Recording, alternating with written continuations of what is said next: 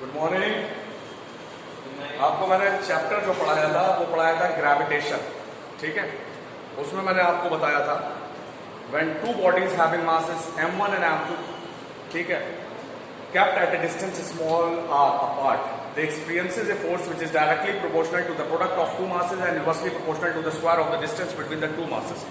उसके लिए एक एक्सप्रेशन आया था आपका F equals to G m1 m2 upon r square. ये एक्सप्रेशन आया था F equals to G m1 m2 upon r square. इसमें m1 जो है किसी एक बॉडी का मास है, m2 जो है वो किसी दूसरी बॉडी का मास है, r स्क्वायर डिस्टेंस है दोनों बॉडीज के बीच का, लेकिन वो स्क्वायर में होगा, ठीक है। इसी फॉर्मूले पे हम लोग कुछ न्यूमेरिकल्स करेंगे। जो न्यूमेरिकल्स हैं वो मैं शुरू करता हूं आपके, ठीक है। आप लोग पहले क्वेश्चन नोट करिएगा जो मैं बोल रहा हूं।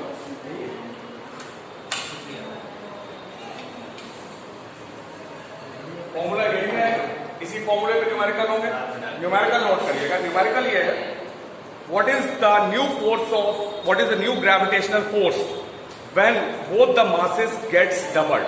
What is the new gravitational force, नई ग्रेविटेशनल फोर्स क्या होगी जब दोनों मासेस को हम डबल कर देंगे। What is the new force of gravitation when both the masses gets doubled. अब देखिए, सबसे पहले आप फॉर्मूला लिख लेंगे F इक्वल्स टू, जो मैंने आपको बताया था, G m1 m2 upon r square. इसको आप इक्वेशन फर्स्ट ले लेंगे। और जो मैंने क्वेश्चन पूछा आपसे, दोनों मासेस को डबल करना है। जब दोनों मास डबल हो जाएंगे तो डेफिनेटली ये जो फोर्स है ये चेंज हो जाएगा। तो जो नया फोर्स होगा उसके लिए हमने ले लिया F न्यू। मैंने यहाँ पे न्यू इसलिए लिख दिया कि नया फोर्स, क्योंकि मासेस अब मैं डबल करूंगा। ये G जो था यूनिवर्सल ग्रेविटेशनल कांस्टेंट था, कांस्टेंट की वैल्यू चेंज नहीं होती है, एज इट इज यही रहेगा। G लिख दिया।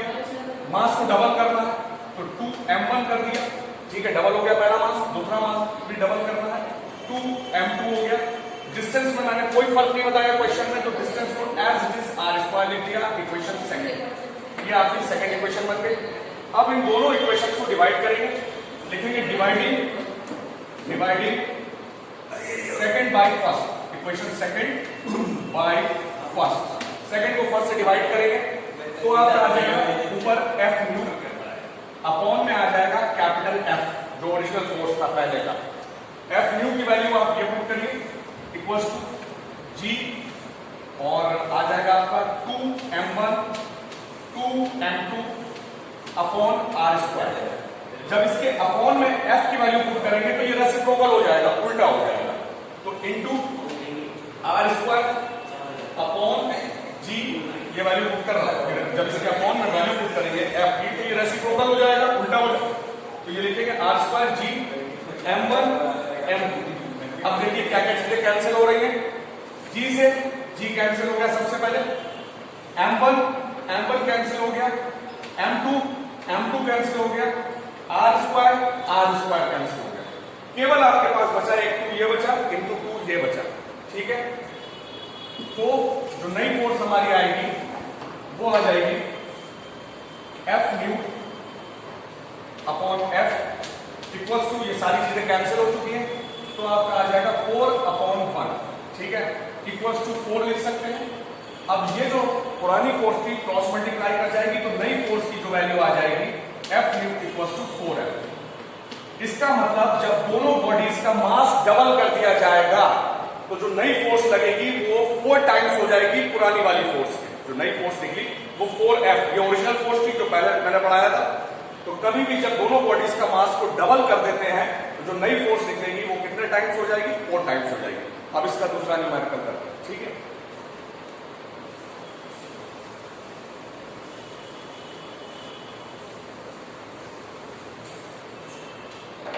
अब सुनिए, what happens to the force of gravitation when the distance between the two bodies gets doubled?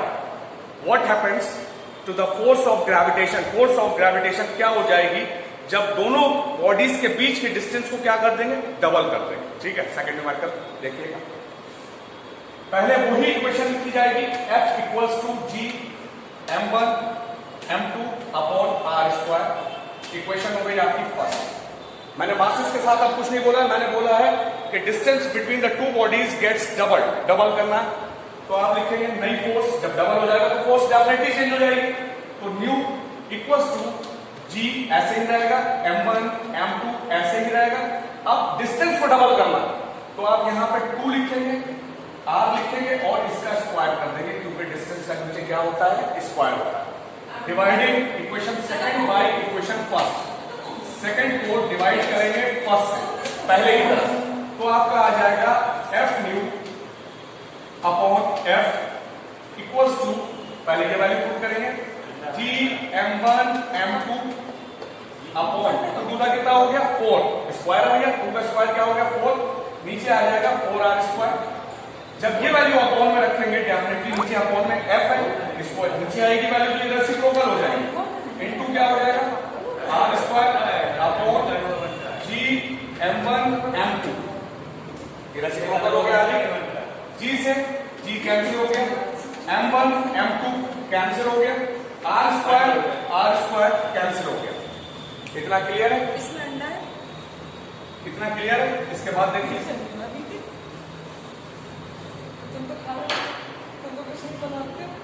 f new upon f equals to f new upon f, आपके पास जो बचा है वो 1/4 बचा है।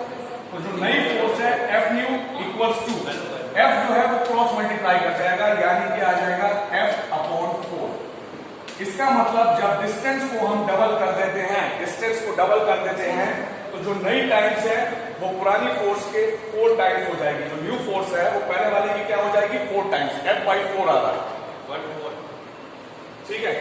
f न्यू की जो वैल्यू है वो जो ओरिजिनल फोर्स थी f, उसके कितनी रह जाएगी 1/4 टाइम्स रह जाएगी, ठीक है। अगला क्वेश्चन देखिए,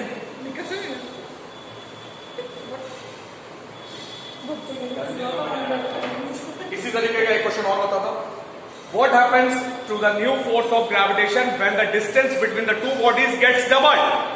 When the distance between the two bodies gets doubled and mass of both the bodies gets half. Distance double कर दिया गया है और दोनों बॉडीज का मास जो है वो कितना कर दिया गया है, आधा कर दिया गया, गेट्स हाफ, ठीक है। देखिए पहले वैसे लिखेंगे F equals to G m1 m2 upon r square, G m1 m2 upon r square, equation first. जो नई फोर्स है F new equals to G, मैंने कहा मास दोनों बॉडीज का आधा कर दिया गया, आधे का मतलब हाफ कर दिया गया है, m1 अपॉन 2 और m2 भी कितना हो जाएगा m2 अपॉन 2, और दोनों बॉडीज का डिस्टेंस डबल किया गया है, यानी ये 2r का स्क्वायर हो जाएगा। इसको जब आप सॉल्व करेंगे तो g m1 m2 और ये 2 का कितना हो जाएगा 4, ये 4 जो आएगा ये नीचे आ जाएगा डिनोमिनेटर में, यानी कि 2 का 4 आ गया। अब इसका स्क्वायर करते हैं, 2 का कितना हो जाएगा 4 और r का स्क्वायर हो जाएगा, ऐसे लिख देंगे, ठीक है। ये हो गई इक्वेशन आपकी सेकंड। पहले की तरह डिवाइड करेंगे, फिर से सुन लिए, मैंने कहा था इस क्वेश्चन में कि मास दोनों बॉडीज का आधा कर दिया गया, तो पहली बॉडी m1/2 हो गया, m2/2 हो गया, distance gets doubled, distance double कर दिया गया तो 2 टाइम्स कर दिया, 2r का स्क्वायर कर दिया, 2 का कितना हो जाएगा 4, जो ऊपर है वो नीचे आ जाएगा 4, तो 4 नीचे आ गया, 2 का कितना हुआ 4 और यहाँ पे आ गया r स्क्वायर है, तो ये हो गया, ठीक है। अब पहले की तरह dividing equation second by equation first, second को फर्स्ट से डिवाइड करेंगे, आगे देखिए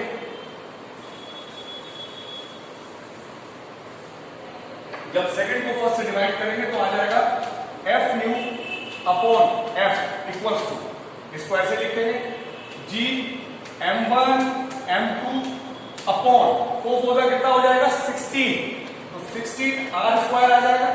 f की वैल्यू को जब अपॉन में रखेंगे तो वो इधर जाके रेसिप्रोकल हो जाएगी, उल्टी हो जाएगी, तो इनटू आ जाएगा आपका r square upon g m1 m2, g से g कैंसिल हो गया, m1 से m1 कैंसिल हो गया, m2 कैंसिल हो गया, r स्क्वायर कैंसिल हो गया, केवल आपका बचा 1/16।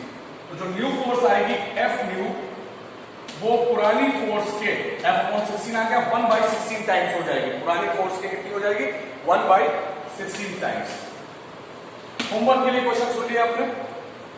What happens to the new force of gravitation when the distance between the two bodies gets tripled, 3 गुना हो जाएगा. What happens to the new force of gravitation when the distance between the two bodies gets tripled?